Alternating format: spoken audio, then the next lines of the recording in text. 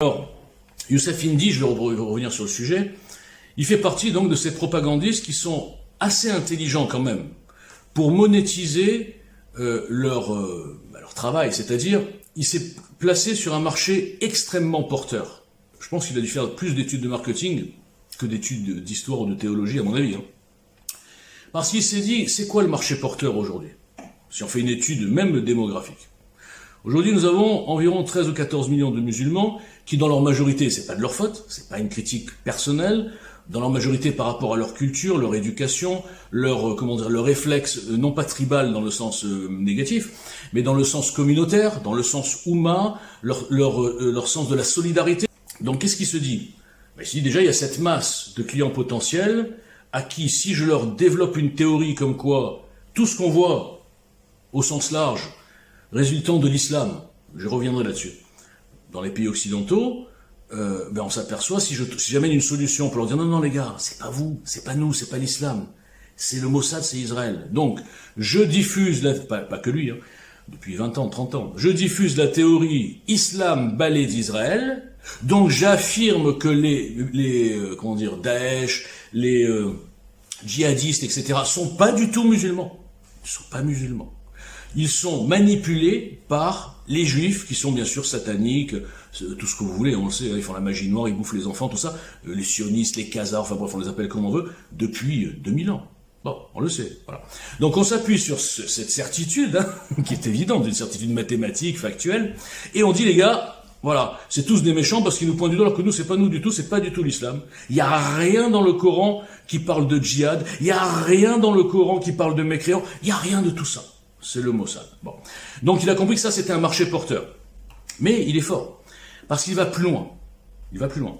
Après, il prend la dimension politique. Politique idéologique. Il nous prend le mot sionisme, il en fait une idéologie de domination du monde. Il est fort, hein. Enfin, pas que lui, je dis lui, parce que j'ai lui dans le nez en ce moment. Parce qu'il est tellement intellectuel qu'il a peur de débattre avec un inconnu. C'est pour dire comment il est sûr de lui. Ce qu'il me dit, c'est que dans son roman, pour asseoir le roman de l'islam, c'est quand même un propagandiste islamique, il faut quand même dire les choses. En fait, il tire tout ça vers le côté religieux, en faisant imaginer au petit cerveau que tout ça, c'est pas du tout économique, ou alors ça l'est, mais bon, on n'a pas compris, etc. Et que tous ces gens, alors je vais citer Schwab, Bill Gates, Soros, je sais pas, enfin il y a toute une bande, vous les connaissez, Attali, il y a la cour d'Angleterre, le Vatican, parce qu'il y a quand même pas mal d'acteurs dans cette affaire. Olivier Véran, Macron, après au bas de l'échelle, c'est ça, c'est les outils. Castex, tous ces gens, ils appliquent tout ça, non pas pour des avantages financiers, non pas pour des avantages de carrière, non pas pour assouvir, je parle des mégalos qui ont déjà de l'argent, qui cherchent autre chose, pour assouvir leur puissance et le fait de leur mégalomanie, enfin tout simplement. Non pas pour ça, mais ils font tout ça pour atteindre l'objectif final de tout ça, c'est du délire, le grand Israël, et aboutir au projet eschatologique. Il adore ce mot, je sais pas pourquoi, je dois être un mot qui compte triple au Scrabble. Eschatologique, il l'a dit 100 fois. Ok, moi mon travail c'est de faire une interprétation eschatologique religieuse. Alors déjà c'est bien, il est honnête, interprétation. Alors s'il te plaît, Indy, tu n'es pas un auteur-compositeur, tu n'es qu'un interprète. Tu n'es qu'un rabâcheur, un perroquet de toutes les phrases que tu as entendues à droite à gauche, tu as tout mixé, et toutes celles qui t'arrangeaient dans ton scénario, tu nous les ressors, et les gens, Youssef Indy, quel intellectuel. Bon, donc, le problème il est là. Le problème c'est qu'il a la bonne analyse, comme plein de monde, c'est assez facile quand même à décrypter tout ça, mais c'est qu'à la fin, il réduit tout, c'est comme si on a un gros truc énorme, et il réduit tout, schlac, c'est réduit aux juifs. Mais attention, comme ils veulent pas être accusés d'antisémitisme, ces deux-là, entre autres, ils disent non, attendez, c'est pas tous les juifs, ce sont les sionistes, parce que les autres, il y en a plein qui sont anti-sionistes. Alors déjà, ils sont en plein délire. Il n'y a pas plein de juifs qui sont contre le fait que les juifs aient leur terre et leur pays. Il y en a pas plein. Il y en a pas plein du tout. Il y en a peut-être, je sais pas, 5%, je dis au hasard. En revenant sur le sujet. Donc Youssef Indy est pour moi un comique dangereux. Un peu comme Bellatar dans un autre style. À la différence près que Youssef Indy a des lueurs d'honnêteté. C'est qu'il a dit un truc très vrai, contrairement à Bellatar, qui lui est dans la malhonnêteté totale. C'est que lui, son truc, c'est de monter tous les musulmans contre les Français, en disant aux musulmans que les Français les détestent, que les Français sont des haineux, etc. Donc finalement, il a l'effet inverse. L'inverse de Daesh. puisque d'ailleurs, je vous l'ai compris, c'était de monter les Français contre les musulmans, en faisant des attentats horribles pour que les Français se réveillent. Mais les Français, ce sont pas des sauvages, hein, on le voit tous les jours. Parce que dans n'importe quel pays arabe, s'il y avait eu un seul attentat comme on a subi ici en France, fait par des juifs ou par des catholiques au cri de vive Moïse ou vive Jésus, je peux vous dire qu'il n'y a aucun juif ou catholique qui pourrait se balader dans la rue sans avoir des problèmes. Alors qu'ici, non seulement les musulmans n'ont aucun problème, il n'y a aucun musulman attaqué par 10 fachos, hein, ok. Il n'y a aucune femme musulmane violée par une bande de racailles fachos chrétiennes ou juives. Non, ils sont tranquilles et c'est même plutôt le contraire, statistiquement. Donc je veux dire, le côté des musulmans ont peur en France, c'est quand même une sacrée saloperie, hein, Bellatar. Bon, donc Youssef Indy a dit non, il n'y a pas de très froidement, il a dit il n'y a absolument pas de musulmans, de Français anti-musulmans, de manifestations contre les musulmans. C'est vrai qu'il n'y en a pas. On n'est pas un peuple de racistes qui fait des amalgames. Voilà. Donc là, enfin, la vérité est sortie de la bouche de Indy et ça change, quoi. C'est intéressant. La bonne analyse de ce que nous vivons, il l'a eu. Les bons acteurs, on les connaît. Les oligarques, oui, alors ça regroupe pas mal de choses un peu différentes. C'est une alliance hétéroclite. Bien sûr qu'il y a derrière un petit peu de philosophie, si j'ose dire, franc-maçonne. Alors le problème, 2 minutes sur les francs-maçons, moi je n'y comprends rien. Les francs-maçons, je sais pas. Je sais une chose, c'est que ces gens-là, Youssef Indy, Abdel-Sa, ont intérêt à mélanger tout. C'est pour ça qu'ils l'appellent judéo-maçonnique. Comprenez? C'est qu'en fait, ils sont obligés de faire des amalgames un peu bizarres, mais bon, ça marche, hein, puisque le public, le marché potentiel est énorme. Ça vend des livres, hein, tout ça. Hein. Toutes ces conneries, ça vend des livres. Donc dans leur tête, les francs-maçons, ce sont les juifs. Ok. Dans leur tête, enfin ce qu'ils mettent dans la tête des gens naïfs, tous ceux qui ont du pouvoir et de l'argent dans le monde entier, même en Chine, au Japon, partout, au Qatar aussi, ce sont les juifs. D'accord? L'argent, c'est les juifs. La franc-maçonnerie, c'est les juifs. Les casards, la magie noire, on mange les enfants, la pédophilie, il y a tout. Epstein, tac, on prend un pédophile, il s'appelle Epstein, c'est bon, hop là, c'est le sionisme. Mais si on prenait Dutroux, si on prenait Guy Georges, si on prenait les pédophiles et les tueurs en série catholiques, on dirait quoi? Ou les prêtres catholiques, on dirait quoi? Les catholiques, les catholiques, c'est la pédophilie. Ok? Et maintenant, si on allait plus loin, la vraie pédophilie, elle est où? Elle est dans un bouquin, écrit noir sur blanc. On a un prophète qui se marie avec une enfant de 6 ans ou 9 ans. On n'en parle pas? La pédophilie, elle est là, les gars. Aujourd'hui encore, dans certains pays, des mariages forcés avec des vieux croutons qui achètent leurs femmes 10 ans, 12 ans, 13 ans, 14 ans. Elle est où la pédophilie? Même ça tient pas. Alors maintenant, j'ai entendu une phrase qui m'a fait sourire. Youssef Indy a dit « Sionisme, c'est le judaïsme en marche ». Quand on leur dit que l'islamisme est l'islam en marche, ils disent « Non, pas du tout, ça n'a rien à voir ». Quand nous avons Erdogan lui-même, qui le dit à la tribune, que les mosquées sont des casernes, non, ça marche pas. Quand on a des imams qui font des déclarations ou des chefs de communauté qui disent la nature de l'islam, c'est d'être au-dessus des nationalités, l'islam est mondialiste par nature. De Palestine, qui avant était une terre où il y avait les juifs, puis après il y a eu les chrétiens, puis après Salah ad-Din a récupéré tout ça. Bon, les musulmans qui sont arrivés en dernier ont pris le contrôle donc de toute la région. Donc ça appartient aux musulmans. Merci, je reprends cette phrase. Les musulmans qui sont arrivés en dernier ont pris le contrôle de cette région. Merci, c'est l'histoire de l'islam. Tu viens de résumer en une phrase que je t'explique depuis 20 minutes et que tu ne peux pas avouer parce que ça placerait l'islam non pas les pauvres, les victimes, mais en agresseurs et en conquérants. Mais c'est ça votre problème. Vous êtes dans une schizophrénie totale. Vous ne pouvez pas assumer votre histoire. Vous ne pouvez pas assumer les hadiths. Vous avez toujours dit, ouais, c'est pas le pareil, machin, la parabole. Vous n'assumez rien et vous condamnez les autres de ce que vous faites depuis 2000 ans avec une mauvaise foi extraordinaire. Et je te rappelle encore, tu n'as toujours pas répondu, qui est venu conquérir des terres chrétiennes en Espagne? Qui? Est-ce que les chrétiens sont venus? Non. Ce sont les musulmans parce que dans leur tête, ils arrivent troisième, toujours en dernier, mais ils pensent qu'ils ont la vérité, qu'ils vont l'imposer. Mais la vérité, elle est là, elle est factuelle. Ceux qui conquièrent, ceux qui attaquent toujours et qui s'accaparent et qui imposent et qui disent après, ici c'est chez nous, je te rappelle, tu n'as pas répondu sur le bédouin qui a rêvé qu'il allait à Jérusalem et c'est devenu, c'est un pilier de l'islam. Et vous basez là-dessus pour donner une légitimité alors que vous n'avez rien comme légitimité. Les juifs et les chrétiens étaient là depuis 7 siècles avant vous. Vous n'existiez même pas. Il suffit qu'un type ait dit, tiens, je vais inventer un truc, l'islam, c'est super, on va tous les massacrer. Voilà la vraie histoire de l'islam. C'est que nous avons une religion qui se présente d'amour et de paix et qui est en plus qui est en fait la plus conquérante, la plus violente, la plus intolérante et celle qui a soumis le plus de gens en esclavage, mais qui a à ce jour 62 pays musulmans, dont avec 2 milliards. Et ces gens-là se présentent toujours comme les victimes d'un pays de 7 millions de juifs qui contrôle le monde. Vous êtes en plein délire. Tu es arrivé à une conclusion délirante en parlant du sionisme comme d'un satanisme. Nous luttons tous contre un truc qui s'appelle le mondialisme au sens large. Est-ce que l'islam est une idéologie mondialiste? Moi, je peux te le prouver avec des faits et pas avec du satanisme délirant.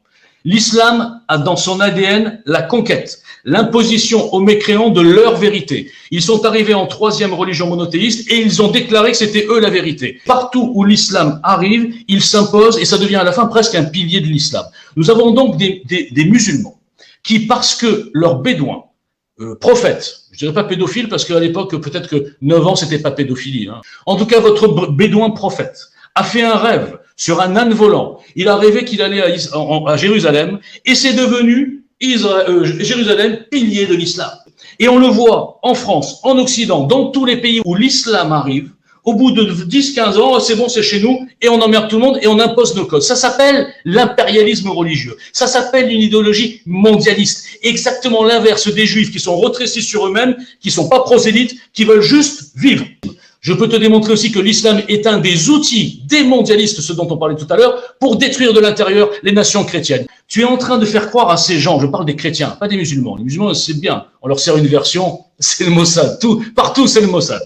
Donc, mais les chrétiens qui te suivent, qui sont juste motivés par leur haine du juif, à la fin, ils oublient que depuis 2000 ans, l'islam et les chrétiens ne se sont jamais entendus, mis à part sur le dos des juifs de temps en temps. Mais les croisades étaient postérieures à la conquête de l'Espagne et aux dhimmis et au traitement comme des chiens des chrétiens et des mécréants. Donc, arrête de faire semblant pour te faire une grosse clientèle que l'islam est l'ami des chrétiens. L'islam est l'ami de personne. L'islam est l'ami de l'islam. Écoute-moi. Il faut que tu comprennes, Abdel, que moi, Israël, c'est pas mon sujet. D'accord? C'est devenu mon sujet sur les réseaux. Moi, juste une petite confidence. Quand je suis arrivé au début, là, en novembre 2017, je suis arrivé avec mon programme. Machin, les gars, les citoyens, machin, voilà mon programme, tac, tac. Bon, moi, je commençais un peu à racoler des gens, pour trouver un peu des gens motivés pour travailler sur les volets, machin, des réunions et tout, ok. Et là, j'ai découvert ce que, moi, je n'étais même pas sur les réseaux avant. Je suis arrivé sur Twitter avant, j'étais pas, ni sur Facebook d'ailleurs. Et j'ai découvert ce que c'était l'antisémitisme, mais pas contre moi. Parce que moi, j'ai pas mis mon nom au début. Je m'appelais juste Walter. Walter, programme EJL. D'ailleurs, jusqu'au jour où j'ai mis mon nom, jamais eu de problème.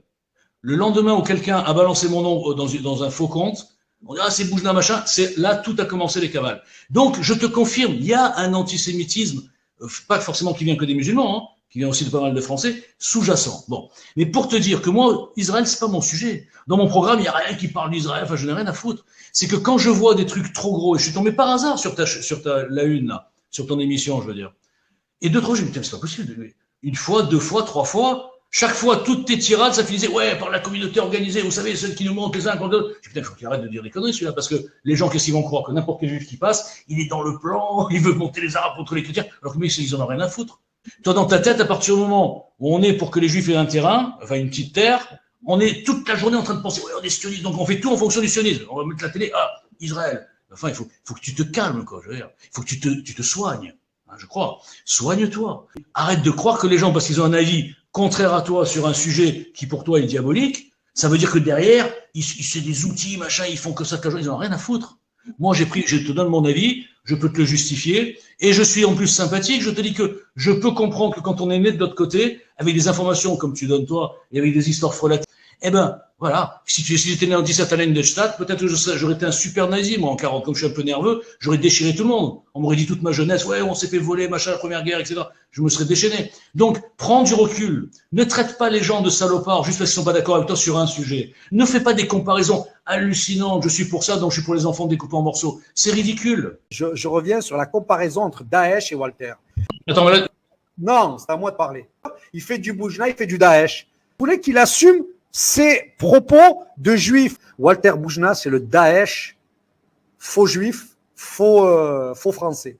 C'est un mec que s'il pouvait, il tuerait des musulmans dans son discours comme je l'entends et comme vous l'avez très bien entendu. Je te dis, je vais t'insulter en public, t'es une vraie petite merde. Oser dire en public, Walter Boujnaï tuerait des musulmans, je te jure, si je t'avais en face, je t'aurais éclaté la gueule. T'as compris? Tu m'as traité de Daesh, tu m'as traité d'assassin. Il y a eu quoi? Une résolution de l'ONU? Il y a eu quoi? Une résolution de l'ONU? L'État d'Israël est un État qui a été unilatéral. Aucun État, aucun pays n'a décidé qu'Israël devait avoir un État. Je le répète une dernière fois, l'État d'Israël est une création unilatérale. Aucune résolution qui a dit qu'Israël pouvait avoir un État là-bas. Tu viens de te suicider, on dirait. Il n'y a pas de plan de partage ni rien. Mais si on t'écoute, toi, et toute ta bande de falsificateurs, il n'y a jamais eu de résolution de l'ONU, il n'y a jamais eu de plan de partage, il n'y a jamais eu de juifs dans cette région. Vous êtes des menteurs et vous avez la chance d'avoir des abrutis qui écoutent les plus nombreux. Heureusement qu'il y a la VAR. Tu sais qu'avec la VAR, on va voir tous tes buts refusés. Salah ad-Din a récupéré tout ça. Bon, ben les musulmans qui sont arrivés en dernier ont pris le contrôle donc, de toute la région. Les musulmans qui sont arrivés en dernier ont pris le contrôle de cette région. Merci, c'est l'histoire de l'islam. Tu viens de résumer en une phrase que je t'explique depuis 20 minutes. Mais c'est ça votre problème, vous êtes dans une schizophrénie totale. Vous ne pouvez pas assumer votre histoire, vous ne pouvez pas assumer les hadiths. Vous avez toujours dit, ouais, c'est pas le pareil, machin, la parabole. Vous n'assumez rien et vous condamnez les autres de ce que vous faites depuis 2000 ans. Il y a eu quoi? Une résolution de l'ONU? Il n'y a pas de plan de partage ni rien. Il y a eu quoi? Une résolution de l'ONU? Il n'y a pas de plan de partage ni rien. Écoutez, c'est Walter qui nous fait savoir qu'il arrive. Attention. Je sens que Walter va se manifester. Walter, êtes-vous là?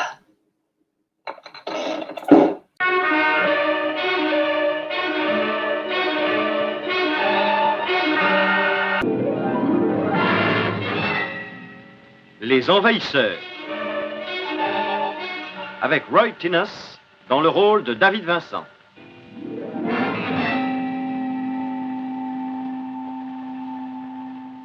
Les Envahisseurs, des êtres étranges venus d'une autre planète.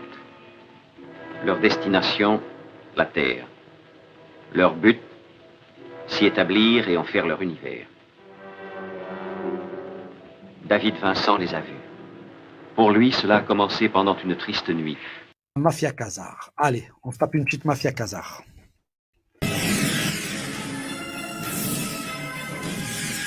Et de suite après, on fait monter tout le monde. Partageront les angoisses et les mystères qui gisent dans les plus profonds abysses, au-delà du réel. L'histoire cachée de la mafia khazarienne. Le long d'une route solitaire de campagne, alors qu'il cherchait un raccourci que jamais il ne trouva. Les Khazariens sont connus dans les pays environnants comme des voleurs, des meurtriers, des bandits de la route. Le roi khazarien et son cercle restreint d'oligarques pratiquaient la magie noire babylonienne ancienne, également connue sous le nom de satanisme secret. Ce satanisme secret impliquait des cérémonies occultes mettant en vedette des sacrifices d'enfants, après les avoir saignés, buvant leur sang et mangeant leur cœur. Cela a commencé par une auberge abandonnée et un homme trop fatigué par le manque de sommeil pour continuer son voyage. Cela a commencé par l'atterrissage d'un vaisseau spatial. Les Rothschild lancent la traite négrière internationale. Les voleurs khazars ont souvent tenté d'assumer leur identité après les avoir assassinés. En secret, ils ont continué leur rituel de sang et de sacrifice d'enfants sataniques. David Vincent sait que les envahisseurs sont là, qu'ils ont pris forme humaine. Il lui reste à convaincre un monde incrédule que le cauchemar a réellement commencé.